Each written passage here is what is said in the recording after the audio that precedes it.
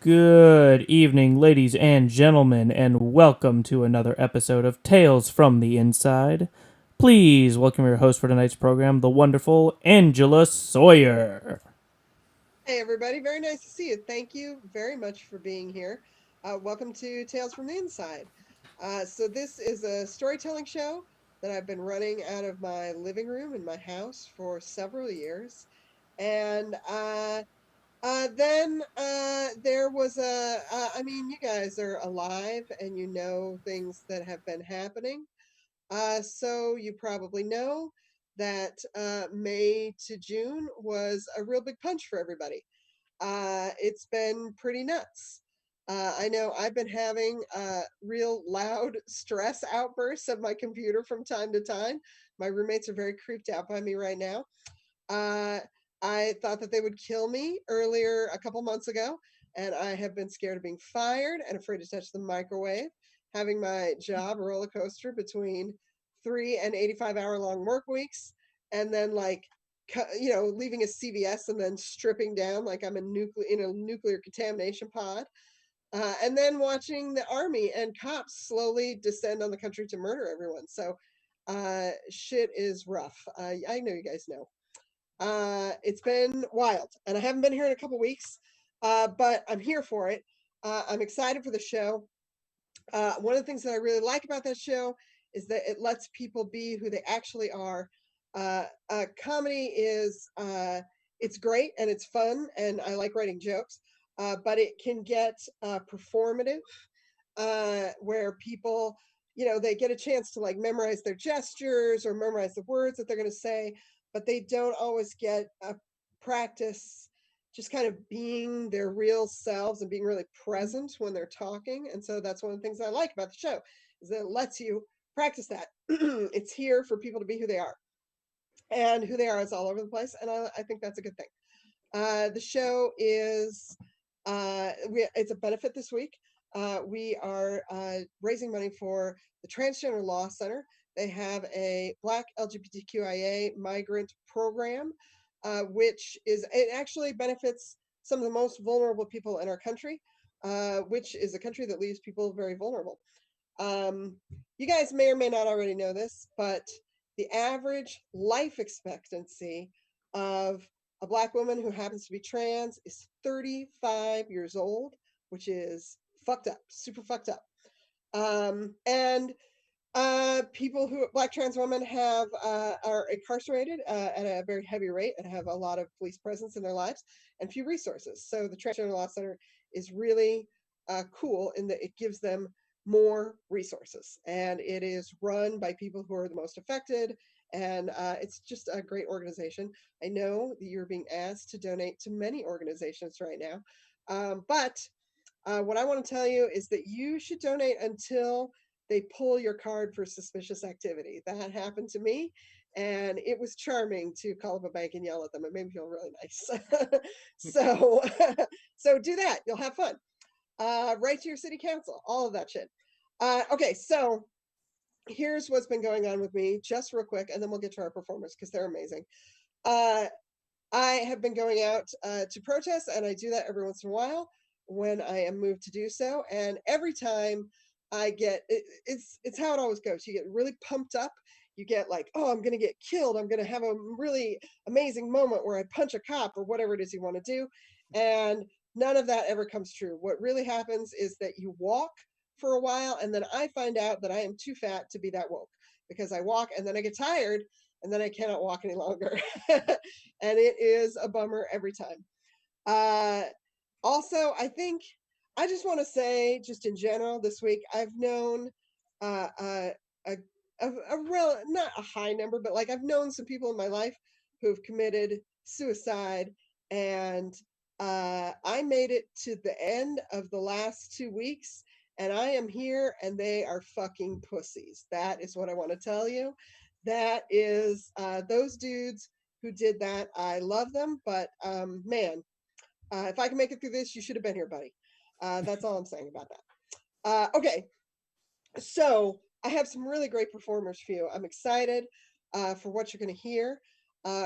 Basically, people are just going to tell stories from their real lives, and then At the end, I'm going to read a short story that I like a lot. Your first performer this week, she is amazing. She's so fucking funny. I watched a couple of her old videos this week, and she's fucking hilarious. I watched this video where she just like slayed this room so hard. She's so funny. She's a recent transplant to Boston from New Haven, Connecticut, and she's incredible. Please give it up for the wonderful Kendra Dawsey. Hi everyone. Hey, what's up? So we're talking about things right now. Just now I got out of the shower, so you might see me like dripping. And for Black people out there, you might see me turn ashy. And for this, I apologize for letting the Black community down at a time like this. It's very, very sad. Tired of living through a major historical event. You read about revolutions and shit in history books, and you're like, wow, it must be so excited for someone to live through that and to see that happening. And I'm doing it now, and I'm just like fucking exhausted. It's these past 3 months have been so tiring, so difficult. I'm glad that we are having all these discussions around like police brutality and like whether like we should even have the police. And it's like exhausting to be worried about your friends all the time.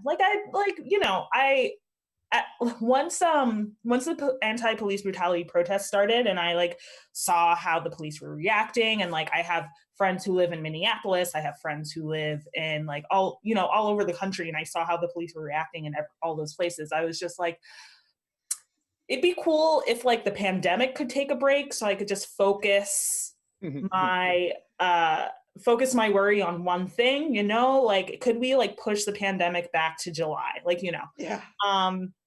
But yeah, this entire time I've had bad timing. So a few weeks before the pandemic, I broke up with my girlfriend who I lived with. Oh. And then right afterward, my friend from college died. So like I've just been having, and then the pandemic happened, and I'm just really mad at that like one bat that had to be caught or whatever, however the fuck this like started, it's been a lot. My ex moved out of the apartment during the pandemic. She is safe now. She moved out of the apartment, so there was a good amount of time where I was just in an apartment alone with the cat that we had together. The cat's name is Tula. She's a very cute cat. I'm obviously Black, or not so obvious if you're confused, I guess. I don't know. I'm Black and my ex is white, so we got a gray cat, so she'd be like, look like both of us, it's very important for us. And I was just trapped in the house with this cat. We got her when she was a kitten, so like her first heat cycle was actually in time for the pandemic as well. So I was in the house with a horny cat, newly single but unable to like date, and it was just very weird. It's weird to see a small creature have that much horny energy, luckily she wasn't like yelling too much, but there was definitely some yelling. She did this weird horny dance on, like, she would like get on her hind legs and like stand on something like this, and her pelvis would tilt so inward in like such a explicitly sexual but like so disturbing and disgusting way. It was so bothersome. But the way I found out that she was going through heat was like the way it started was like she just like would get on all fours, get kind of low, and kind of do this thing where it looked like she was jogging in place. And I thought it was just a cute, silly thing that a kitten did, like our kitten like did a lot of really silly things. She would like jump in the bathtub just to see what it was like. She would like lick feet. Like, kittens are weird. They do weird things. But then I looked it up online and I was like, oh, that dance means that she wants to get fucked hard. Okay, that's what that dance means. It means that she wants a tomcat train run on her. It means that she wants to get railed and I need to do something about it. So like I scheduled an appointment for her to get fixed. It was canceled because of the plague. So I was just in a house with a really horny cat while like being single for the first time in a while. And it was a weird confluence. My friends were all making fun of me saying like, oh, you're like probably as horny as the cat. And I was like, not wrong, but don't tell me about it. yeah, it was it was rough. And it's also, yeah, like it's a weird time. Like no one's been hugged in like 3 months, you know? Like today I fell in love with a woman on a Zoom call. That's how much I've been hurting right now. I literally just looked at her face and I was like, I will marry you because I have not received any attention, any romantic attention in months, you know? Like it's everyone's suffering.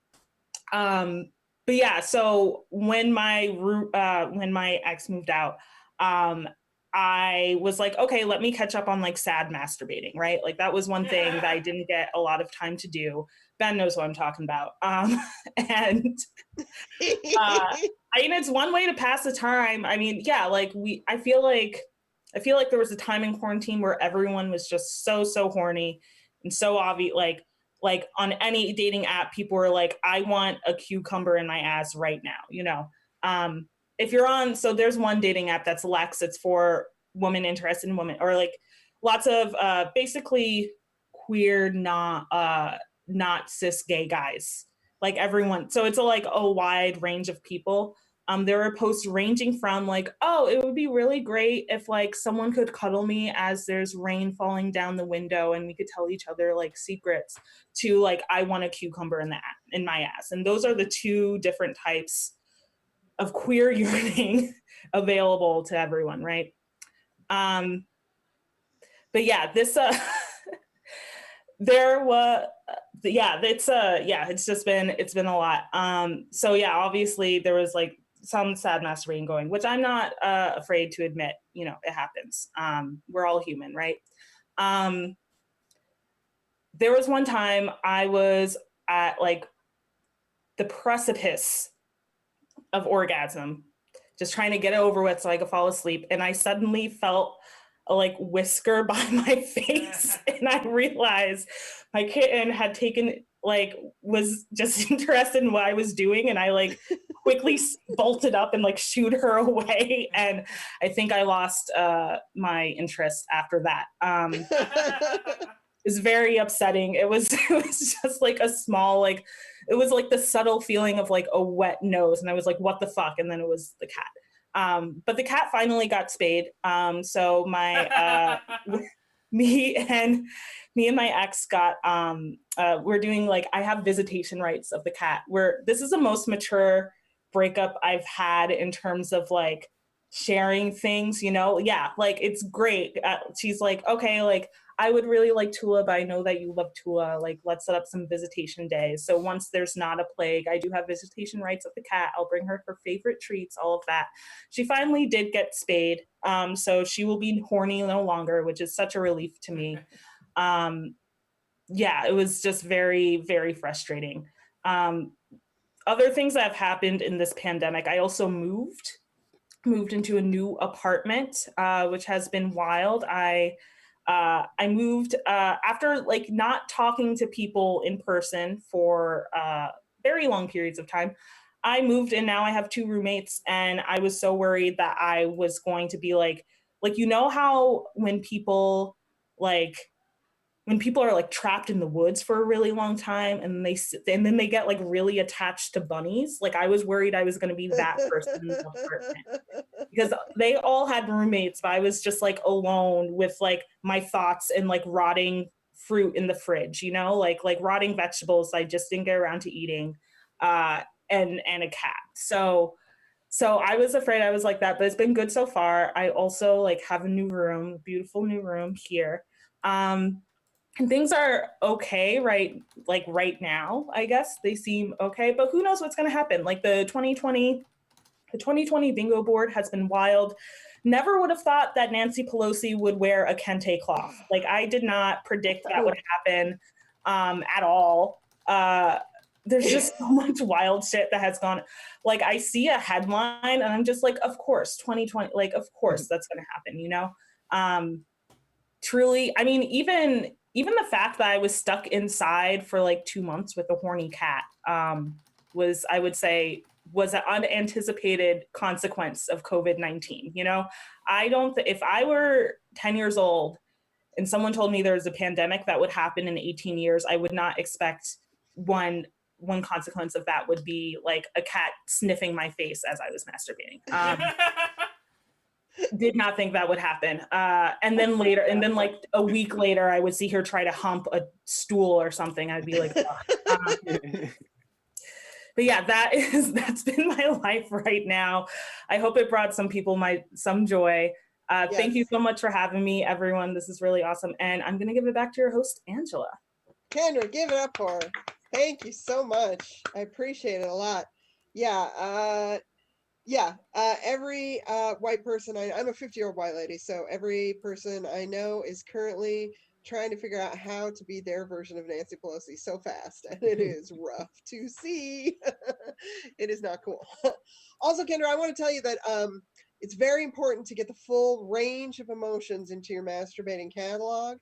Sad is good, but you also need angry, very important, and my favorite, vengeful. That is big. I found out during COVID, one of the best things you can do. I basically invented two new ways of masturbating for myself, and I love them both. First way, you wait to hear your roommate. Like you turn on the Hitachi, it's loud. It's it's loud. You turn on the Hitachi, you wait until your roommate comes by. They stop because they realize what they're hearing. You turn it off, and then there's a tense silence, and then right when you hear them take another step, you turn it right back on, and they stop again. I promise you, they stop again. And so you stop again, and you can have that back and forth for a while, and it makes you come real hard. It is worth it. It is worth the work. So yeah, just know that that's out there. The second way I invented, I've been working from home. I'm lucky to still have a job. Um, and I realized I'd always felt jealous that there's no thing for ladies where that thing that you do that you're a guy where you sit on the non-dominant hand and make it numb so it feels like a stranger. And then I suddenly started working from home and started sitting in a chair like 15 to 18 hours a day staring at a screen. And I realized you can get an entirely numb cunt. You can't tell who's in there. You cannot tell what is happening to you at that point. And it might as well be anybody. It's a great time. It's a way to get it through. So just know that Corona reveals. And you can make it happen for yourself. You can make a good thing out of it. Cool. Thank you, Kendra, very much. I know you have to go to another show because you're fucking in demand and very funny. So whenever you got to go, thanks. Oh, I have to go at like 9. I'm good. Okay, cool. Yeah. I'm very excited for your next performer. I'm glad you said so. I'm excited that the prison abolition movement is out there finally, like it's here. I can remember, well, whatever. It's one of those things you always hope will happen, and it's really nice to see it in real life, in real time happening.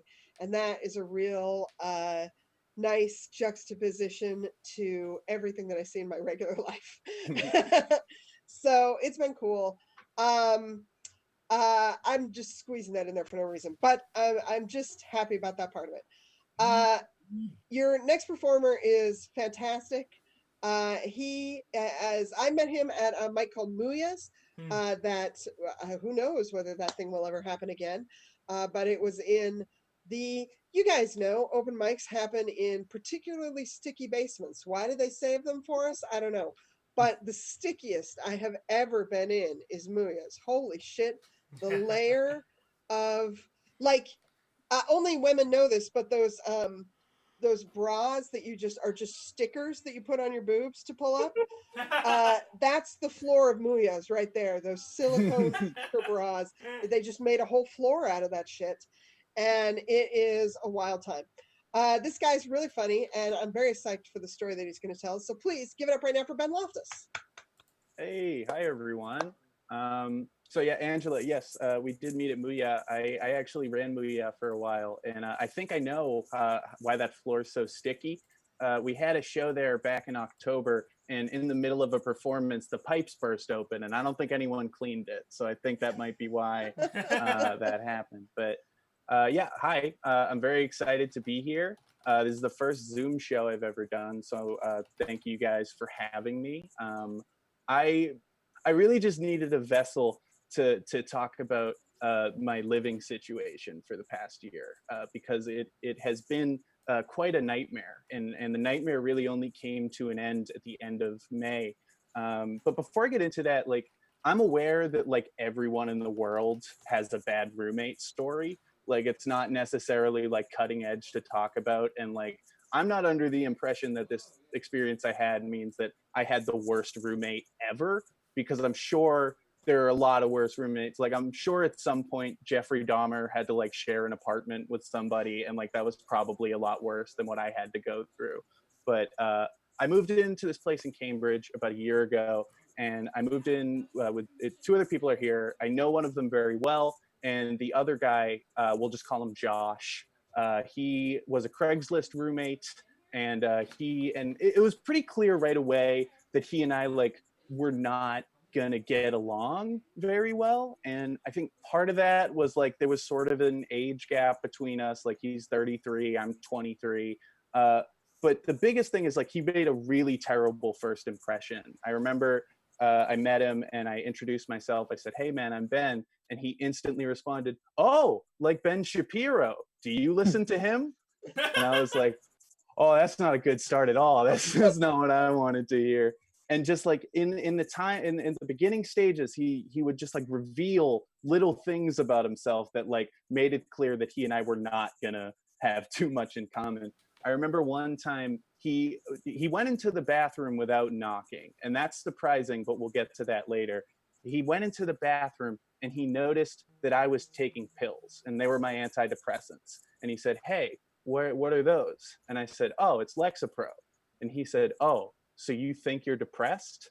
And that's like never a good start to a sentence where you're trying to like start a dialogue about mental illness, you know? Like, you don't, I said, "Yeah, Josh, I think I'm depressed." And quite a number of doctors do as well. So I'm feeling pretty confident in that diagnosis. And he said to me, "Well, you know, I come from a family of alternative medicine. And we have found that if you feel depressed, you can reverse the depression with a healthy diet of leafy greens." And he said that to me without a tinge of irony. Like, he truly believed that if I eat some spinach, my serotonin is just gonna fucking skyrocket. Like, there's no way that wouldn't happen. And so at first I'm just thinking like, all right, I live with a weird alt-right energy healer. Like, I guess that's where I've landed. But as he got more comfortable in the house, it became clear that his lifestyle was not comparable to like anyone else living here.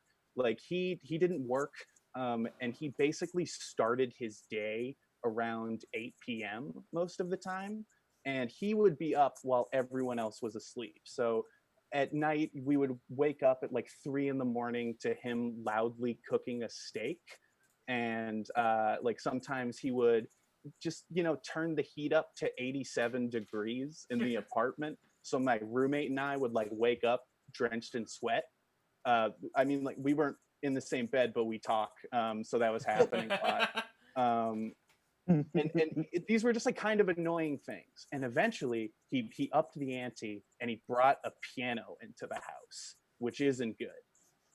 So like clockwork, like every night around like somewhere between 3 to 5 a.m., he would play the piano and wake me up.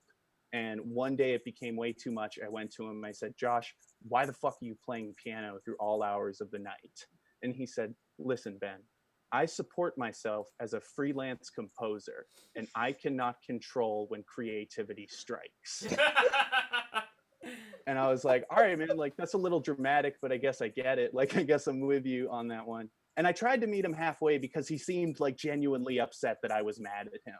So I tried to meet him halfway. I was like, "So what do you make music for?" And he says, "Well, I score art house video games." And I have no earthly idea what an art house video game, but I looked up like who he is, and to be fair, he does have 2 video game composing credits. Both of the games are decidedly pornographic, which makes it tough. But then it adds this whole new layer, right? So I'm waking up at 3 a.m. to the piano, already not good. But now I know that I'm waking up to an artist trying to figure out how to create a song that matches a centaur having sex with a human being. Like, it just doesn't make any sense at all. He's a nightmare. And he, as the months go on, he finds these little ways to like wake us up at night. And about halfway into the time he was living here, he started waking us up with what he was calling Tinder dates. Now, everyone, Kendra, you were just talking about dating apps. I think we all have like an idea of what goes on in dating apps, and his process was like pretty normal. Like, you know how Tinder works. Like, a girl comes to your house, she goes up into your bedroom for exactly an hour, and then when she leaves, you pay her. You know, Tinder. Like, that's how Tinder works. And I personally, like myself, I don't have any problems with sex work. It makes sense. I've never had any problems with any sex workers except for one, and it was the sex worker who burst through my door at 3 in the morning to say, "Josh, you don't have any hot water." Oh, and then left. So that was difficult. And eventually we got to a point, my other roommate and I, where we say, like, we can't deal with this anymore. And we send him a text and we're like, "Hey, Josh, just so you know, you're really ruining our quality of life. If we could like have a sit down discussion to fix this, we'd really appreciate it." And he asked for a day to prepare his thoughts. And eventually we had a meeting in our living room. And Josh did come to the meeting with a written statement to read to us about why he's been acting the way he's acting. And I know I have it here because he printed us out some copies. I'm not going to read the whole thing because it is essentially just a bunch of like incel rigmarole. But there is one little paragraph at the beginning where he tries to give some context as to why he's been having such a hard time lately. So he said, "Here's some context for what I've been going through. Before moving in here, my long-term girlfriend and I broke up, which was brutally exhausting and intense. Right at the end of my move, my mother fell into a dumpster and was afraid she was going to bleed to death and lose her leg, injuring it very badly." So I just want to point out that that dumpster mother sentence comes right about here, and there is this much left to read. And not at any point does he expand upon his dumpster mom. Like, like, you have no idea how hard it is to not ask follow-up questions to that. Like, falling into a dumpster is not like one of those things. You know what I mean? Like, it's just it's fucking insane. And you know, so we had this whole meeting with him. His mom fell into a dumpster. I don't know what that has to do with him making steak at 4 a.m., but fine. It was pretty clear that like nothing was going to change after this meeting. Now, there's one more thing that I haven't really mentioned about the apartment that kind of is what led to this situation ending. And it's that for about 6 months, this entire place just smelled awful. And my other roommate and I just could not figure out what it was. But it got to the point where, like, if someone came over our house, you could see them enter the door and visibly like react to the smell that is in our house. So about a few days after we get the note and we learn about Dumpster Mom, Josh goes to visit her and he's out of the house. And when he leaves, he didn't shut his door all the way. And I understand it's not like the nicest thing to do, but when he left his door open, the smell somehow got worse. So we were like, okay, we have to figure out what's going on in here.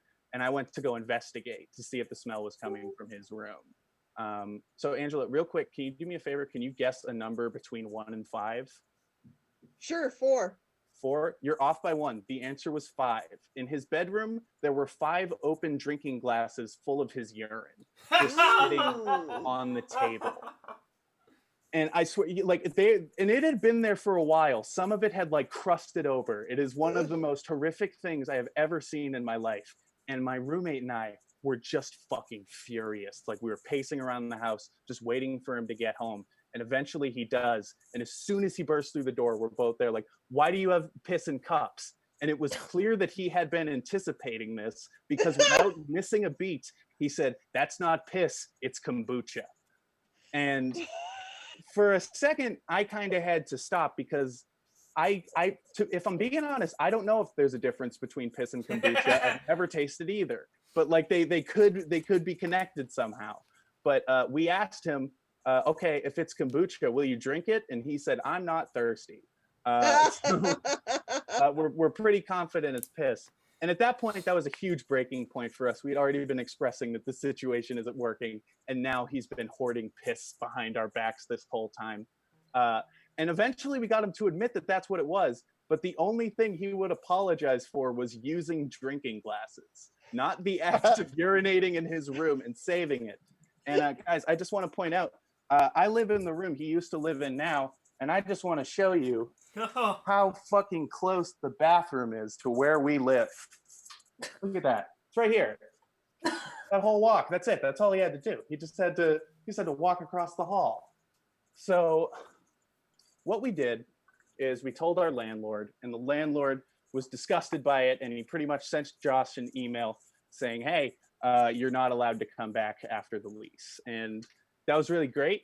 The day he moved out, he showed up with movers, and my roommates and I made it a point to tell each individual mover to be extra careful because everything they're touching likely came in contact with human excrement. And as he moved out of the house, his dumpster mom came, and I have to say, she seemed fine. But as he left, we did play Celebration by Kanye West really fucking loud just to get the point across. And in the past couple weeks, I've moved into his old room. We bleached it quite a bit. We got a representation or a representative of every major religion to come in to bless the room just in case anything was going on. But yeah, I mean, I've sort of gotten used to it. I'm feeling good about my living situation now. I guess the room feels a little different. Like, I don't know why. I feel like sort of different about what's going on. But otherwise, I'm feeling great. So I'll go ahead and turn it back to Angela. Definitely be sure to donate to the cause, and thanks for watching. Great job. Thank you, Ben. At least you used a recyclable, you know? I did, yeah, and I could cover it if I want to. I have had some bad roommates. They are out there. My craziest roommate, who I don't think he was my worst roommate, he was just my craziest roommate. I had a roommate who was a new age interested jazz drummer, and he decided that he wanted to learn Zen from pigeons. So he opened up the windows of his room and then just left them that way and would sit down in the middle of the room and think about pigeons coming to live with him in his room. And eventually it worked. And What? it did. It worked. They just came and hung out in his room. And that is when we used the internet and found out one day that there is a real disease called pigeon lung. And that pigeons are not supposed to share spaces with human beings. And my roommates elected me to deliver this news. And my roommate, who was, again, a great dude and amazing and fun and sweet, but also he decided that he wanted to karate chop me to death and put up his hands to give me a karate chop to death. And the thing is, I even then had like 120 pounds on this dude. So the idea that he was going to press the heel of his hand into any part of my body and hurt it seems impossible. He doesn't realize how far back my bones are, is the thing. So it turned out fine. He was very mad that we didn't want him to have pigeons in his room anymore. And also he accused me of throwing away special crystals that he left on our porch, which fell off the side of the house.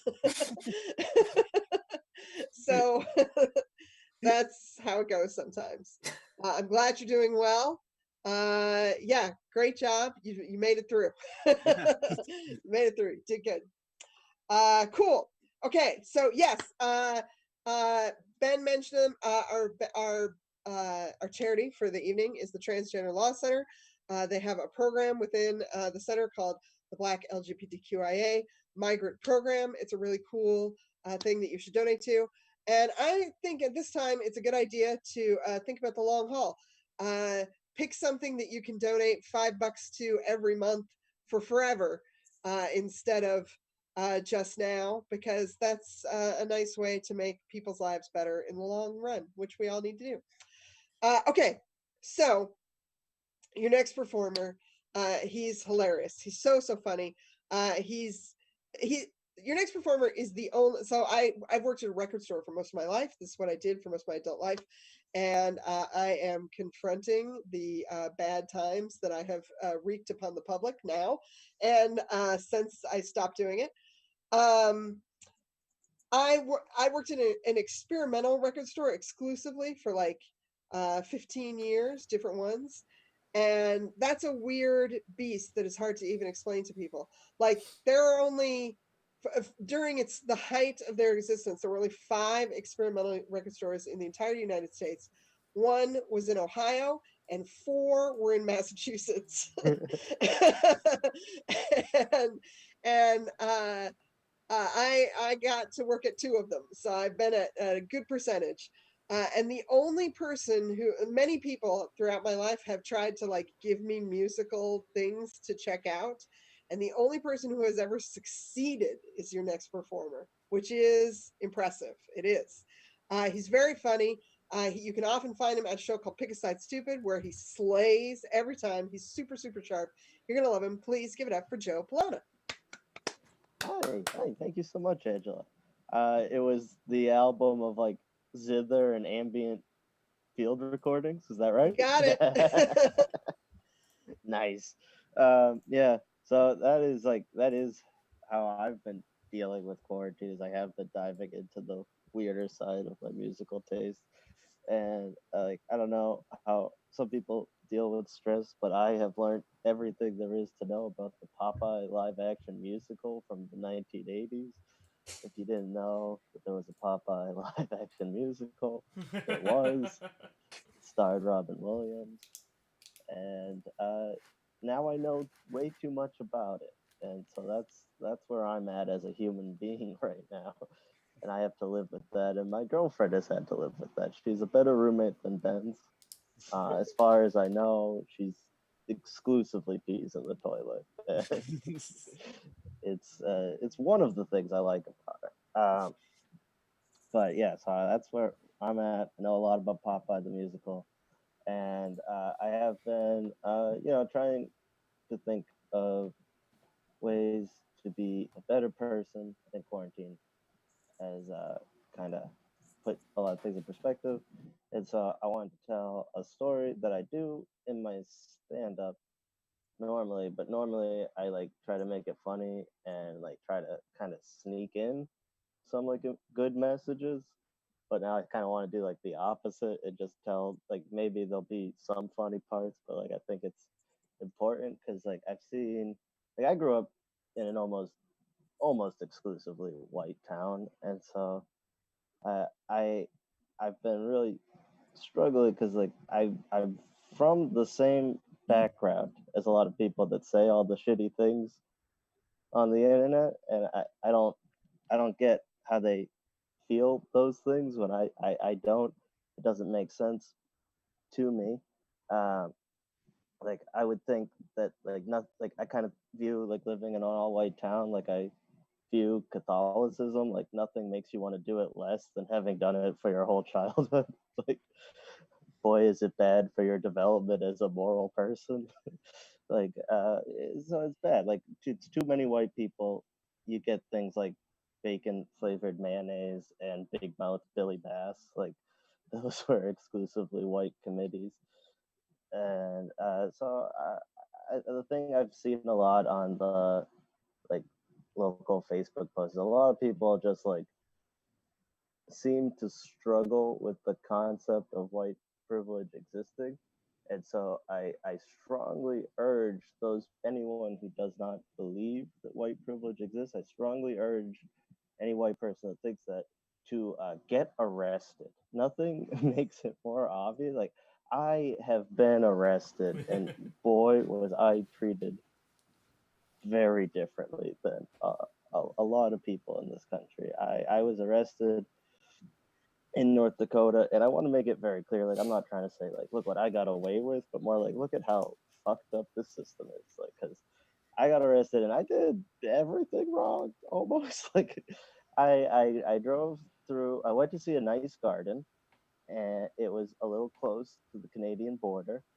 It's in North Dakota, and so you have to drive. You don't have to go through customs going in, but you do have to go through customs going out. I didn't know that. So they asked, "Do you have any recreational marijuana in your car?" And I made the mistake of saying the truth, which was, "I don't know," and that was a bad answer. But in my head, I thought like, because I had just been to Angela's home state of Colorado, and I had bought like a fancy joint legally, and I didn't know if I finished it or not, and so I didn't want. I felt like, it would be bad to say like no, and then they search my car and it's a yes, but it would be strange to say yes and then they search my car and there's nothing there. Like, I'm trying to seem cool at the border, like I don't even really smoke. But so they search my entire car. They find like maybe like a quarter of a joint still remaining, and that is too much in the state of North Dakota. So I am now under arrest. They don't tell me I'm under arrest. That's an interesting thing that I thought they had to do, but they didn't. And so I'm just kind of sitting there, and like they have to wait for a local police officer because uh, they're the weird garden police, and so I have to wait. I have to sit there, and they're like cracking jokes to me, like, "Oh, you fucked up, haha," like cutie. Like, I was just treated like an adorable idiot the whole time. No, at no point was my life in any danger, and that's not how a lot of people get to go through the world, especially at like a border is like extra like fucked up for a lot of people. And so the local police officer gets there. She puts the cuffs on me, and like politely tells me how to like, oh, you'll want to stand this way so that it's comfortable, and like all that, like walks me through getting cuffed. So that's one thing that cops can in fact do. Don't always. I've seen some videos. They walk me through it. They drive me, and this is like in this country there's cash bail, which I think at least now a lot of people know about more. Like, there's a lot of talk about bail funds, and it's something I think is really important because I did not know about that. And so you have to post your bail in cash in most, if not all, states. I think it should be abolished, but it isn't currently. And so my arresting officer took me through a drive-through ATM, put in my PIN, and let me take out cash. They don't have to do that. Like, so much of the justice system is just on the whim of that person that day. Like, she took me through, and this might be where some people would chime in with the like, oh, maybe she's just a nice lady who would have done that for everyone. But I usually like leave this part out when I tell it at stand up because it's not particularly funny. But in like the like 2 hours that we were together, I think she said the N word 3 times. So I have a hunch not everyone would have gotten the same treatment that I got. And it is just like that difference of like, at this point, you're not even charged with anything, or you're charged, but you're not found guilty in like a court of law. It's so much if you have cash on it. It's not even like, are you like, you have the money at all? Like that's an issue, but like, you have the cash on hand is the difference between uh being like out of the jail that day and having to spend, for me, I would have had to spend the full weekend in jail because it happened on like a Thursday, and that was when if they hadn't just been kind enough to take me on a whim. So there's all these little ways that like quote unquote like bad apples could just really fuck up a lot of people's lives just by unequal treatment is there isn't a standardized law right now. Like it really isn't in this country. So much is up to the whim, and I'm lucky again for so many reasons. But my cousin is a lawyer, so I called him. I couldn't afford a lawyer. I talked to him, and things that people don't all know is that when you're arraigned, pleading not guilty at the arraignment is pleading to have a trial, not did I actually do it or not. So you can go back and then like in the trial fight for a good guilty plea and get the deal that you actually should have legally as opposed to. But I think a lot of people, especially people that don't have the means to go to trial, won't push it that far, especially but for a low level offense a lot of times they just won't. If you fight for the trial, they'll just say it's not worth it. And there's all these little things that just knowing the language that is purposely obfuscated really changes the way your life could turn out. And then I, again, was white and not from North Dakota, and so I pled guilty. And then the way it works is the prosecutor said, I encourage you to give him the minimum sentence that you can get for this. So again, just all up to the whim of what I could have been. I think it was it was as little as $25 or 2 years in jail. And because I'd pled guilty, I waived that. I might be off on the amount of jail time, but like considerable jail time for half a joint. And since I had waived my trial, because I would basically told by like the prosecutor worked with me and said, this is what I will do. And he stuck to his word, which again, he doesn't have to. So if you're, trusting, but yeah, so that was it. Like the judge gave me the minimum sentence because it's what truthfully, like I don't think it's that necessarily I should have been treated worse, but everyone should be treated exactly like that. Like that is like the decent way to treat people. Like let you know what your options are, tell you what you could do, and then it's I just had to not commit any more crimes in North Dakota. Now it's off my record, so it doesn't affect my jobs in the future. It doesn't affect that. But if I lived in North Dakota, it would be pretty different. If the judge just didn't like me, like if I like that, that's all it. That's what it's up to. So there really are, I think, some jobs where one is too many for bad people. Like you can't have one because the ability to just fuck over people's lives at your own discretion with no real oversight. There's no one like once you're a judge, like you can do appeals, but like again, you have to have money. So it's yeah, I mean maybe it's not an uplifting story, but I think it's some that I hope some idiot in my town learned something and they probably didn't. So if you want to know anything about Popeye the live action musical, you can ask me and I'll tell you everything there is to know. And I think that maybe would have been a more fun way to go, but I think this is what I had to say today. Thanks, Angela. Joe, thank you very much. Give it up for Joe. Tell me, who plays Brutus in Popeye the live action musical? It was just a big guy. He wasn't really in anything else. Yeah, they like saw him in like a cowboy movie and just cast him on the spot Pretty because he good. was big.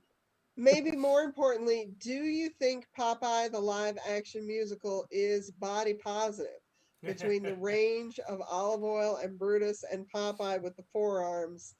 Do you think that is promoting like is You it know, giving you images of people who don't fit the size that the people are supposed to be? I think they did a commendable job making nobody in the movie look attractive. It's a There you go. movie. It's a movie where you equally don't want to fuck anyone, and they do actually give Robin Williams like artificial forearms. Like they don't like Nice. write that part out. Yeah, it's an And all the important. music's by Harry Nilsson. Oh, okay, that's cool. Yeah. Nice, nice, cool. Thank you very much. I appreciate it. Yeah, there. It's not much of a punchline, but I once went through the Canadian border. I went to Montreal to buy record albums, and when I came back, I didn't want to explain to someone what record albums were because no one knows what the fuck that even means or is. And I didn't want to show them a trunk full of albums and just be like, yeah, I have 3,000 of these. So when I was coming through into the US and they asked me what I was bringing back with me, I was like, don't say record albums. And then I just blurted out plants, which is the worst answer. That is the wrongest answer that you can have. And they looked at my face and a cardigan and they were like, come on in, you belong in the US. And I was just like, ugh. So I threw away that cardigan, is what I did. But I sold all those records. I don't know if that's good or bad. Okay, so the last thing that we're going to do with the show is I'm going to read. This is ostensibly a comedy show on a comedy website, and I am going to kick harder than Nanette at that frame for the moment. And I'm going to read a short story like a short published story that I did not write. I want to be very, very clear. I did not write this story. And I also want to warn you that it is a harsh as fuck story. But I think it's a really powerful one. And I think it's really cool. And I think that if there's time to read it, it's now. It's one I like a lot. So this story is by Leslie Neka Arima, excuse me, Leslie Neka Arima. It's from a short story collection called What It Means When a Man Falls from the Sky. Leslie Neka Arima is originally from Nigeria and she lives in Las Vegas and she's a short story writer. And maybe there's some people on this story. I'm just going to, like, this is something that was on McSweeney's like a year ago. And I read it and it really hit home for me. And maybe there are some people who are watching this, the two people that are watching this, whoever they are, who are like, oh, I've already read that book. And like I said, I'm not this is just something I pulled out of my butt because I like it. I have no, like, she's getting nothing. It's just something I want to share with people. Um, so check her out and donate to our charity. And now I'm going to try to not be a jerk and read this very serious story. I'm going to share my screen so that you can look at something besides my face because that seems like the right thing to do. But I have to find where I put it. Let me go find where I put it. There's where I put it. Da-da-da-da-da. And now, here we go. So, okay, so we're going to read Skinned by Leslie Neka Arima. The unclothed woman had a neatly trimmed bush, waxed to resemble a setting sun. The clothed woman sneered as she laid out makeup and lotion samples, touting their benefits. Soft, smooth skin, as you can see, she said, winking, trying and failing to make a joke of her nakedness. Chindima smiled in encouragement, nodding and examining everything Ajam pulled out of the box. Having invited Ajam to present her wares, she would be getting a free product out of this, even if none of her guests made a purchase. Ajam finished her sales pitch with a line about how a woman's skin is her most important feature, and she has to take care of it like a treasured accessory. The covered women tittered and smoothed their tastefully patterned wifecloth over their limbs. They wore them simply, draped and belted into long, graceful dresses, allowing the fabric to speak for itself. They eyed Ajam's nakedness with gleeful pity. I just couldn't be uncovered at your age. That's the thing for the younger set, don't you think? I have a friend who's looking for a wife. Maybe I can introduce you. He's not picky. Ajam rolled her eyes, less out of annoyance than to keep the tears at bay. Was this going to happen every time? She looked to Chidinma for help. Well, I, for one, am here for lotions, not to discuss covered versus uncovered. So I'd like this one. Chidinma held up the most expensive cream. Ajim made a show of ringing up, and the other women were embarrassed into making purchases of their own. They stopped speaking to Ajim directly and began to treat her as if she were a woman of the Osu caste. They addressed product questions to the heir or to Chidinma and listened but did not acknowledge Ajim when she replied. Ajim might have protested, as would have Chidinma, but they needed the sales party to end before Chidinma's husband returned. It was the only stipulation Chidinma has made when she agreed to host. It was, in fact, the only stipulation of their friendship. Don't advertise your availability to my husband. Chidinma always tried to make a joking compliment of it. You haven't had any kids yet, so your body is still amazing. But there was always something strained there, growing more strained over the years as Ajim remained unclaimed. The woman who had first addressed Chidinma instead of Ajim, who Ajim had begun to think of as the ringleader, noticed them glancing at the clock, gave a shy smile, and requested that each and every product be explained to her. Ajim tried, she really did, whipping through the product text with speed, but the clock sped just as quickly, and eventually, Chidinma stopped helping her, subdued by the inevitable embarrassment. Before long, Chidinma's husband returned from work. Chance was all right, as husbands went. He oversaw the management of a few branches of a popular bank, a job that allowed them to live comfortably in their large house with an Osu woman to spare Chidinma's serious housework. He could even be considered somewhat progressive. After all, he had permitted his wife's continued association with her unclothed friend, and he wasn't the sort to harass an Osu woman in his employ. True, he insisted on a formal greeting, but after Chidinma had bowed to him, she raised herself to her tiptoes for a kiss, and Chance indulged her, fisting his hands in the wifecloth at the small of her back. But he was still a man, and when he turned to greet the women, his eyes caught on Ajim and stayed there, taking in the brown discs of her areolae, the cropped design of hair between her legs, whatever parts of her went unhidden in her seated position. No one said anything. The utter impropriety of an unclaimed woman being in the house of a married man, almost too delicious a social faux pas to interrupt. But as Chidinma grew visibly distressed, the ringleader called the room to order, and the women rose to leave, bowing their heads to Chance, giving to Chidinma's hands encouraging little squeezes. No doubt the tale would make the rounds, the way he stared at her, and Chidinma wouldn't be able to escape it for a while. The women walked by Ajim without a word, the message clear. Ajim was beneath them. Chidinma tried to distract her husband by asking about his day.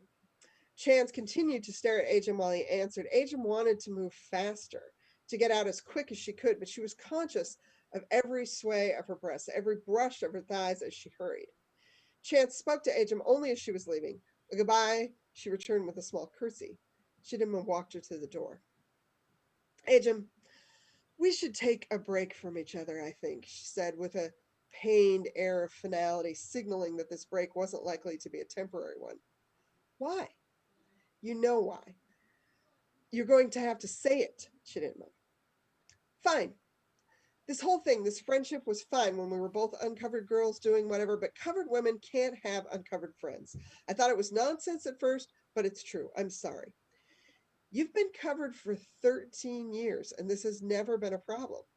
And I thought by this time you'd be covered too. You came so close with that one fellow, but you never really tried. It's unseemly.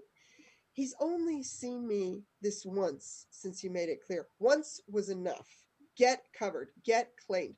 Take yourself off the market. Until then, I'm sorry, but no. Chidinma went back inside the house before Ajim could respond. And what could she say anyway? I'm not sure I ever want to be claimed. Chidinma would think her mad. Ajim positioned her box to better cover her breasts and walked to the bus stop. Chidinma hadn't offered her a ride home, even though she knew how much Ajim hated public transportation. The staring as she lay the absorbent little towel square on her seat, the paranoia of imagining every other second what to do if her menstrual cup leaked. At the stop, a group of young men waited. They stopped talking when they saw Ajim. then resumed, their conversation now centered on her. How old do you think she is? Dude, old.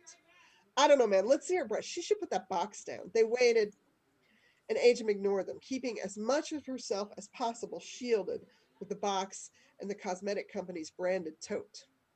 That's why she's unclaimed rudeness. Who's going to want to claim that? They continued in that vein until the bus arrived. Even though the men were to board first, they motioned her ahead, a politeness that masked their desire for a better view.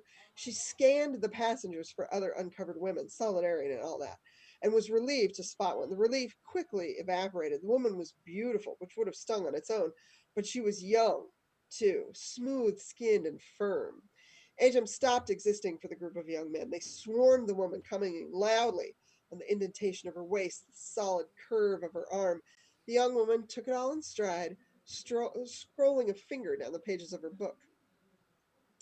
Ajum felt at once grateful and slighted, remembering how it had been in her youth before her waist had thickened and her ass drooped.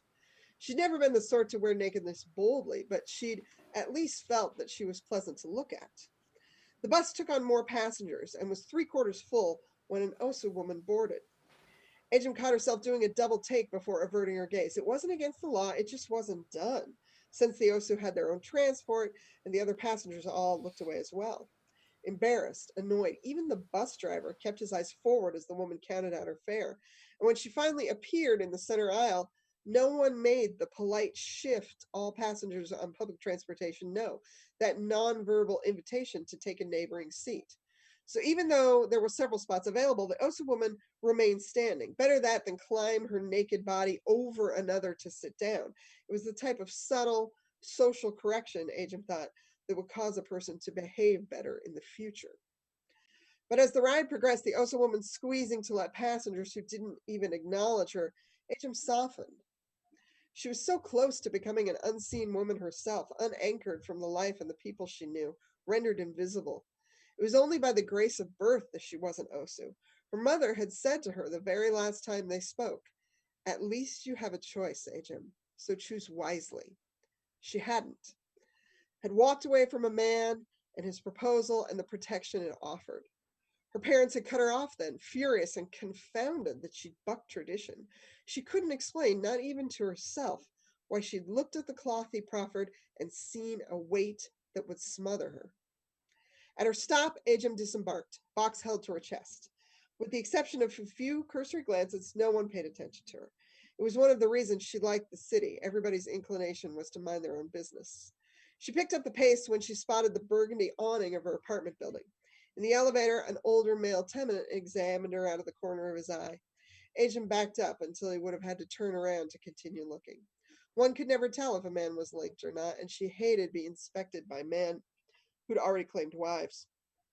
In her apartment, she took a long, deep breath, the type she didn't dare take in public lest she'd draw unwanted attention.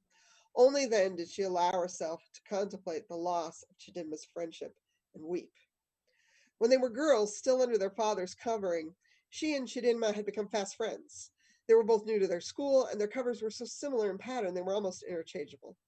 Ajum remembered their girlhood fondly, the protection of their father's cloth, the seemingly absolute security of it. She had cried when at 15 her mother had come into her bedroom and stroking her hair told Ajum that it was time to remove her cloth. The only people who could get away with keeping their daughters covered for long were the wealthy, who often managed it until the girls could secure wife cloth. But Ajum's father had grown up a poor man in a village where girls were disrobed as early as possible, some even at age 10, and it was beyond time as far as he was concerned. He knew what happened to the families of girls who stayed covered beyond their station, with the exception of girls bearing such deformities that they were permitted community cloth made from donated scraps. But if a girl like Ajum continued to be clothed, the town council would levy a tax that would double again and again until her father could not pay it. Then his girl would be disrobed in public and her family shamed. No, he couldn't bear the humiliation. Things would happen on his terms. The day Ajum was disrobed was also the day her father stopped interacting with her, avoiding the impropriety of a grown man talking to a naked girl. Ajum hadn't wanted to go to school or market or anywhere out of the house where people could see her. Chidinma, still under her father cloth, told her horrified, well-off parents that she too felt ready to disrobe so that she and Ajim could face the world together, two naked foundlings. Chidinma's parents had tried to spin it as piousness, a daughter disrobed earlier than she had to be because she was so dedicated to tradition. But it had had the stink of fanaticism, and they'd lost many friends, something for which Chidinma confided her parents had never forgiven her. A part of Ajim had always believed that they'd be claimed at the same time. But then Chidinma had secured a wife cloth at 20, with Ajim as her chief mate. And then Chidinma gave birth to a boy, then two girls, who would remain covered their entire lives if Chidinma had anything to say about it. And through it all, Ajim remained uncovered, unclaimed, drifting until the likelihood passed her by. She downed a mug of wine in one huge gulp, then another before sifting through yesterday's mail. She opened the envelope she'd been avoiding, the notice of her upcoming lease renewal, complete with a bump in monthly rent. With the money she'd earned today, she had enough to cover the next 2 months, but the raised rent put everything in jeopardy, and Chidinma's abandonment meant Ajim could no longer sell to her wealthy set. If she couldn't secure income in some other way, a move to a smaller town would soon be a necessity. When she'd first leased the apartment, Ajim had been working at the corporate headquarters of an architecture firm. Though her nakedness drew some attention, there were other unclaimed women, and Ajim, being very good at what she did, advanced. Just shy of a decade later, she was over 30, the only woman in upper management, and still uncovered. 3 months ago, Ajim was delivering a presentation to a prospective client. As usual, she was the only woman in the room. The client paid no attention to her PowerPoint, focusing instead on what he considered to be the impropriety of an unclaimed woman distracting from business matters. Ajim was used to this and tried to steer the conversation back to the budget. When the man ignored her, none of her co-workers bothered to censor him, choosing instead to snicker into their paperwork. She walked out of the room. Ajim had never gone to human resources before. She'd always sucked it up. The HR manager, a covered woman who was well into her 50s, listened to her with a bored expression. Then, with a pointed look at Ajim's exposed breasts, said, "You can't seriously expect a group of men to pay attention to pie charts or whatever when there is an available woman in the room. Maybe if you were covered, this wouldn't happen. Until you are, we can no longer put you in front of clients." Ajim walked out of the building and never returned. She locked herself away at home until Chidinma came knocking with a bottle of vodka, her youngest girl on her hip, and a flyer for home-based work selling makeup. Now that lifeline was gone, and it would only be a matter of time until Ajim exhausted her savings. She switched on the TV and flipped channels until she reached an uncovered young woman relating the news. The woman reported on a building fire in Onitsha, and Ajim prepared dinner with the broadcast playing in the background, chopping vegetables for stir fry until she registered the phrase unclaimed women repeated several times. She turned up the volume. The newscaster was joined by an older man with a paternal air who gave more details. The building was rumored to be a haven for sorts of unclaimed women who lived there, evading their responsibilities as cloth makers. Authorities halted firefighters from putting out the blaze, hoping to encourage these lost women to return to proper life. At least 3 bodies were discovered in the ashes. Their identities have yet to be confirmed. That was the other reason Ajim wanted to remain in the metro area. Small towns were less tolerant of unclaimed women, some going so far as to outlaw their presence unless they were menials of the Osu caste. They had a certain freedom, Ajim thought, these Osu women who performed domestic tasks. The Osu men who labored in the mines or constructed the buildings she'd once designed, though her envy was checked by the knowledge that it was a freedom born of irrelevance. The only place for unclaimed women, however, as far as most was concerned, was the giant factories, where they would weave cloth for women more fortunate than they. The town's mayor appeared at a press conference. "This is a decent town with decent people. If folks want to walk around uncovered and unclaimed, they need to go somewhere else. I'm sorry about the property loss and the folks who couldn't get out, but this is a family town. We have one of the world's finest factories bordering us. They could have gone there." The screen flipped back to the newsman, who nodded sagely, his expression somehow affirming the enforcement of moral values, even as it deplored the loss of life. Ajim battled a bubble of panic. How long before her finances forced her out into the hinterlands where she would have to join the cloth makers? She needed a job, and she needed it fast. What sorts of jobs could one do naked? Ajim was too old for anything entry level where she'd be surrounded day after day by 20 somethings who would be claimed quickly. Instead, she looked for jobs where her nudity would be less of an issue. She lasted at a nursing home for 5 weeks until a visiting relative objected to her presence. At the coffee shop, she made it 2.5 hours until she had to hide in the back to avoid a former coworker. She quit the next day. Everywhere she went heightened how sheltered she'd been at her corporate job. The further from the center of towns she searched, the more people stared at her openly, asking outright why she wasn't covered, when they saw that she didn't bear the mark of an Osa woman. Every once in a while, Ajim encountered Osa women forced outside by errands, branded by shaved heads with scarifications scored above one ear. Other pedestrians avoided them as though they were poles or mailbox or other such sidewalk paraphernalia. But Ajim saw them. As her search became more desperate, every slight took a knife's edge, so that Ajim found herself bothered even by the young girls still covered in their father cloth who snickered at her, unaware or not caring that they too would soon be stripped of protection. The worst were the pitying, "Oh, honey," looks, the whispered assurances from older covered women someone would eventually claim her. After a while, she found a work giving massages at a spa. She enjoyed being where everyone was disrobed. The artificial equality was a balm. Her second week on the job, a woman walked in covered with one of the finest wife cloths Ajim had ever seen. She ordered the deluxe package consisting of every single service the spa offered. "And may I have your husband's account number?" "My account number," the woman emphasized, sliding her card across the counter.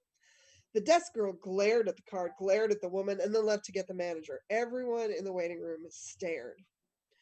The manager, a woman close to Ajim's age, sailed in, her haughty manner turning deferential and apologetic as soon as she caught sight of the client.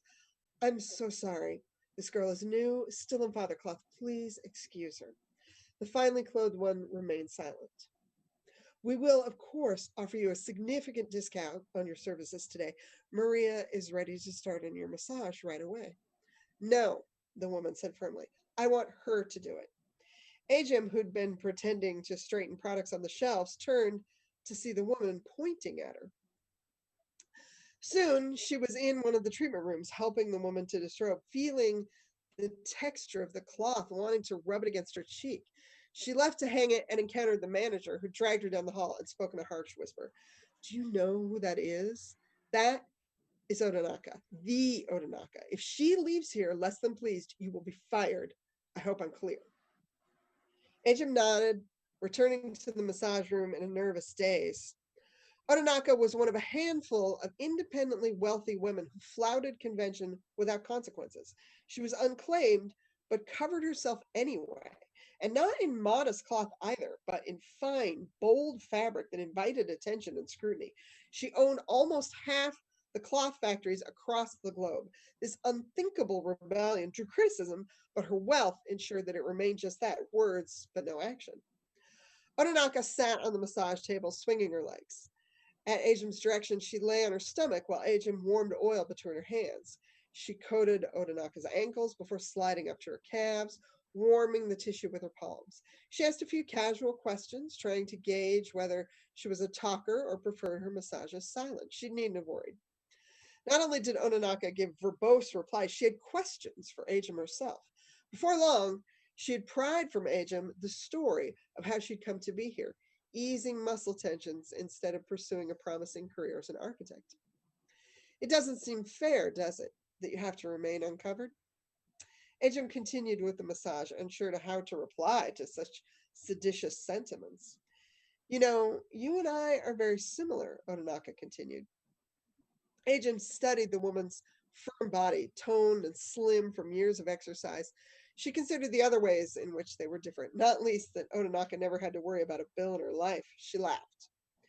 "You're very kind, but we're nothing alike, although we may be of the same age," she responded, as lightly as she could, tilting the ending into a question. Odanaka ignored it, turning over to face her. "I mean it. We are both ambitious women trying to make our way unclaimed in male-dominated fields. Except," Ajim didn't say, "you are completely free in a way I am not, as covered as you wish to be." Covering myself would be illegal, she started. Illegal, Schmiegel. What? When you have as much money as I do, you exist above every law. Now, wouldn't you like to be covered too? Odanaka was her savior. She whisked Ajum away from her old apartment, helping her pay the fee to break her lease, and moved her into a building she'd owned in one of the city's nicest neighborhoods. Ajum Quarters, a two-bedroom apartment complete with a generously sized kitchen, had the freshness of a deep clean, like it had been long vacant or had gone through a recent purge, stripped of the scent and personality of its previous occupant. The unit had a direct intercom to the Osa woman who took care of the place.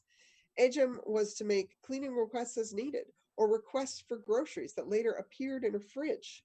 When Ajum mentioned the distance from the apartment to her job, Ononaka revealed that she didn't have to work if she didn't want to, and it was an easy choice not to return to the spa. The free time enabled her to better get to know the other women in the building. There was Delilah, who seemed like a miniature Odanaka in dress and mannerisms, but in possession of only half as much confidence. Doreen, a woman close to 40, became Ajum's favorite. She owned a bookstore, one that did well as far as bookstores went, and she had the air of someone who knew exactly who she was and liked it. She eschewed the option to self-clothe. Let them stare, Doreen would declare after a few glasses of wine. This body is a work of art. She would lift her breast with her hands, sending Ajum and the other women into tipsy giggles. The remaining women, Moreo, Mukaso, and Miriam, were polite but distant, performing enough social niceties to sidestep any allegations of rudeness, but only just. Ajum and Doreen called them the 3 M's, or after a few drinks, no, for their recalcitrance. They sometimes joined in Odanaka's near nightly cocktail hour, but within a few weeks the cadre solidified into Odanaka, Delilah, Doreen, and Ajum.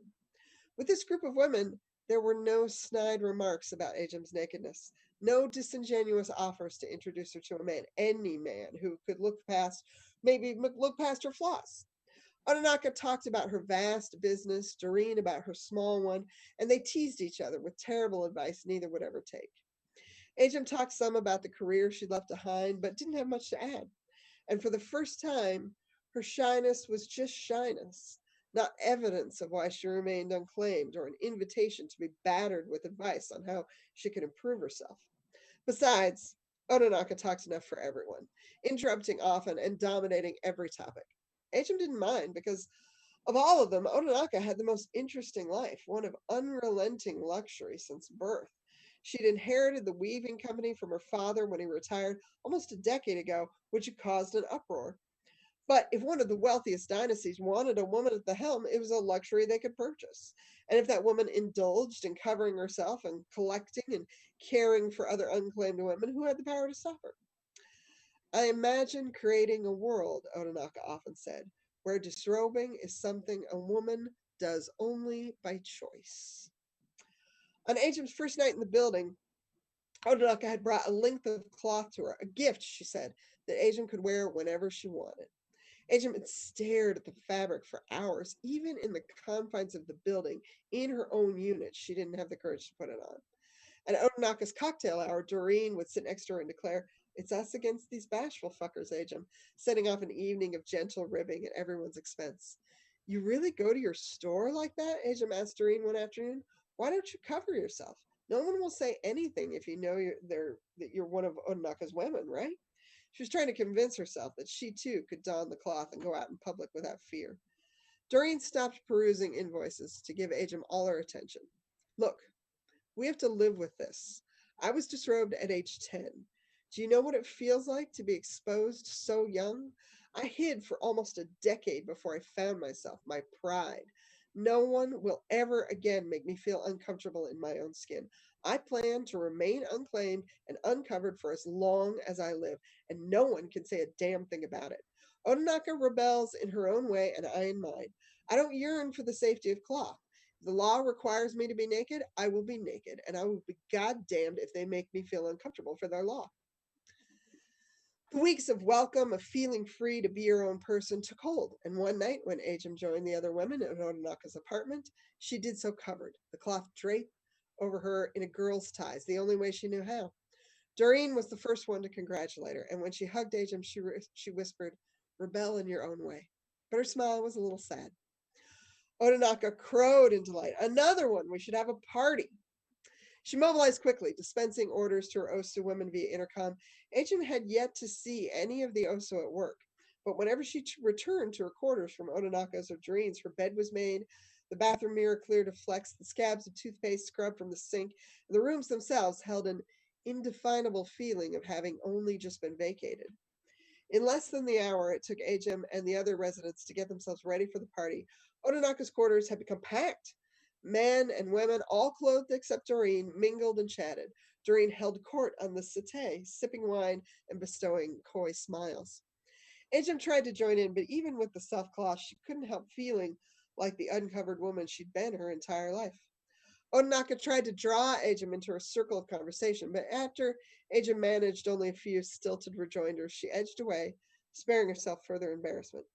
Ajum ended up in a corner watching the festivities. She was not aware that she herself was being watched until a man she'd seen bowing theatrically to Otanaka leaned against the wall next to her. So, you're the newest one, huh? I suppose I am. You seem reasonable enough. Why are you unclaimed? Ajum tensed, wary. What's that supposed to mean, reasonable? He ignored the question. Do you know, I've been trying to claim that woman ever since she was a girl, he nodded toward Otanaka.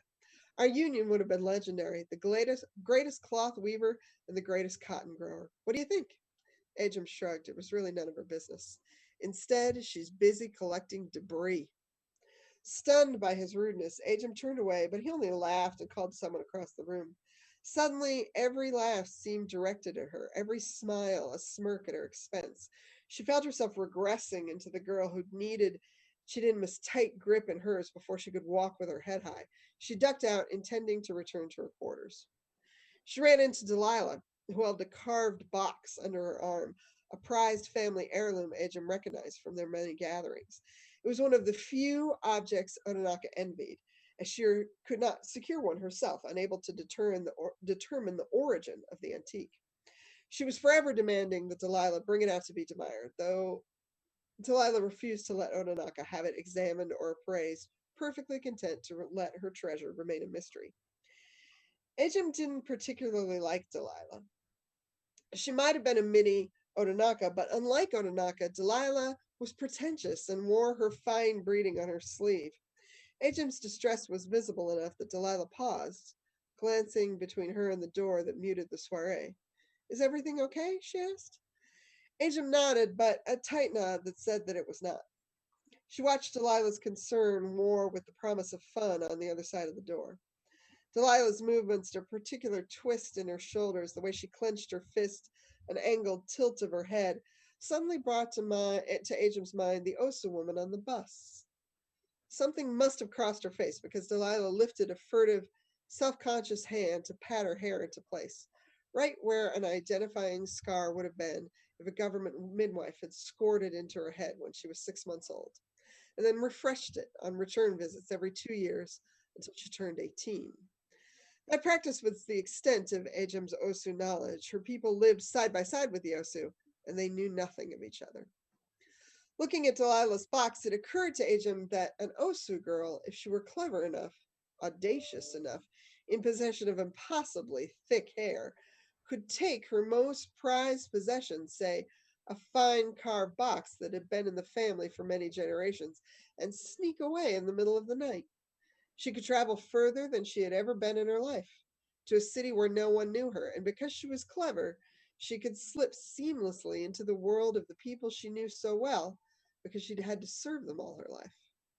Before the thought could take hold, the uncertainty in Delilah's face was replaced by an artificial sweetness, and she patted Ajum's shoulder, saying, "Rest well then," before escaping into the party. Ajum was awoken at dawn by the last of the revelers leaving. She stayed in her apartment until 8, then took advantage of Otanaka's open door policy to enter her benefactor's apartment.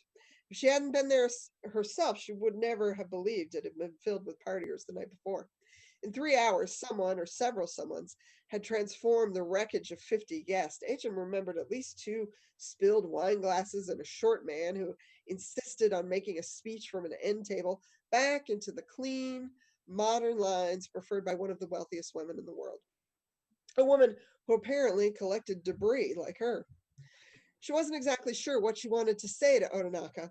She couldn't childishly complain that one of the guests had insulted her, but she felt injured and sought some small soothing.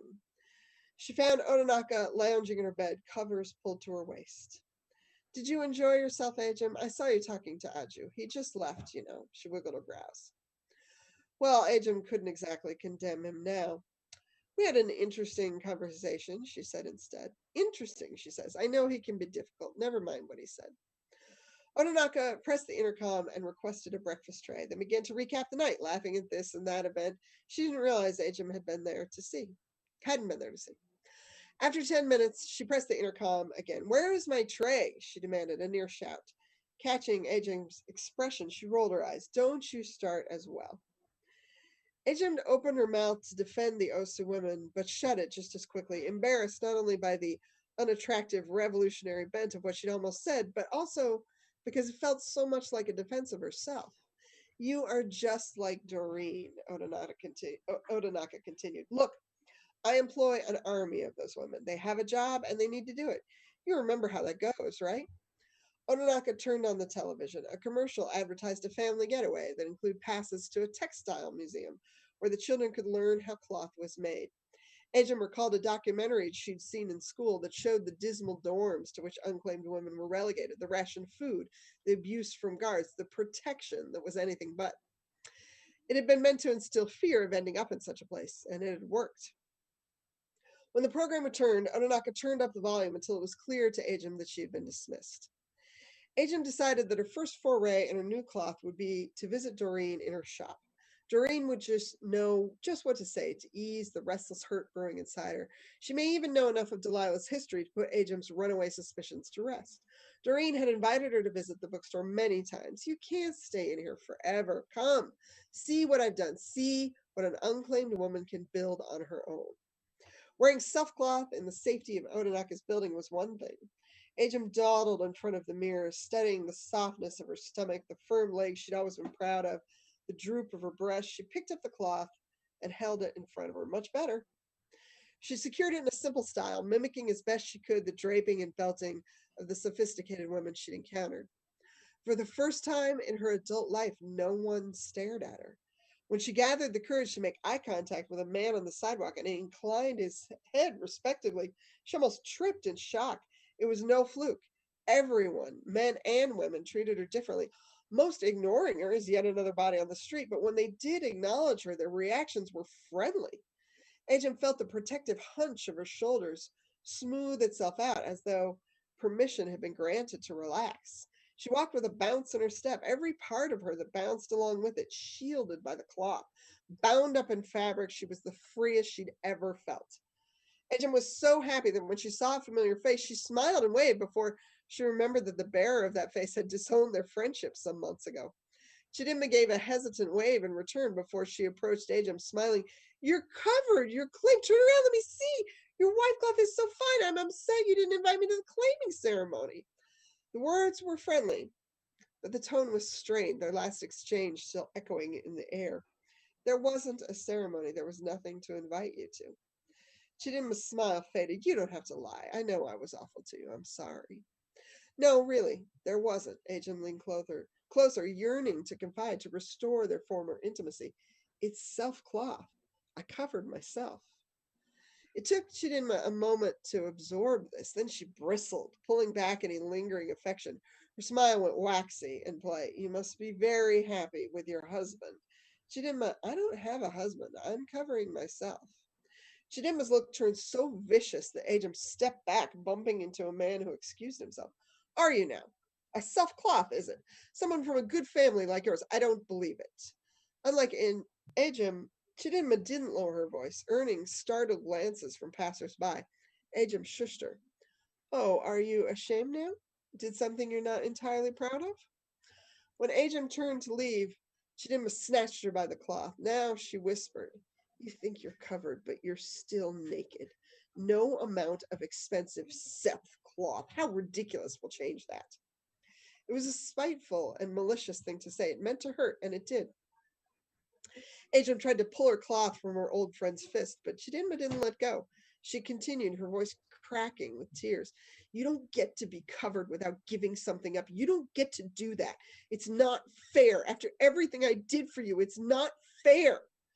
Chidima cried openly now, and Ajim used the opportunity of her weakened grip to twist away near Tears herself. It had been easy, Ajim thought, in the opulence of Odanaka's house to forget they were breaking laws. Easy, too, to clink glasses night after night. What had some woman given up so that Ajim could have this cloth? Was she a weaver by choice or indentured, deemed past her prime and burdened to earn the care of the state? The fabric felt itchy now, as though woven from rough wire. Ajim hurried back the way she'd come to the safety of Odanaka's building. On the verge of panic, she fumbled with the keys to her apartment and let herself in.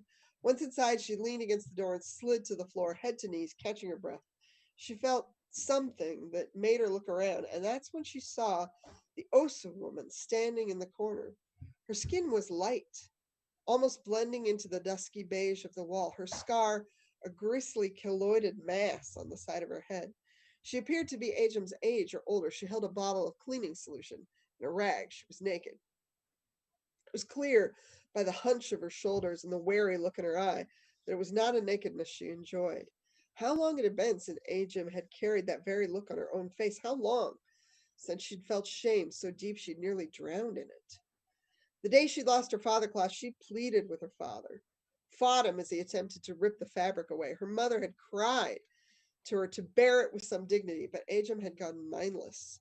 When her father had finally taken all of the cloth, uncurling her fingers to snatch even the frayed strip she'd held onto, Ajim had curled into herself, making a cover of her appendages. Each day since had been a management of this panic, swallowing it deep in her belly where it wouldn't erupt. The Osu woman nodded to Ajim, then slipped through a panel in the wall and disappeared. The panel slid back into place soundlessly, and when Ajim went to the wall, she could feel no seam. She clawed at it, bending and breaking her nails, trying to force a way in. Finding no entry from her side, she pounded and called out, seeking a welcome.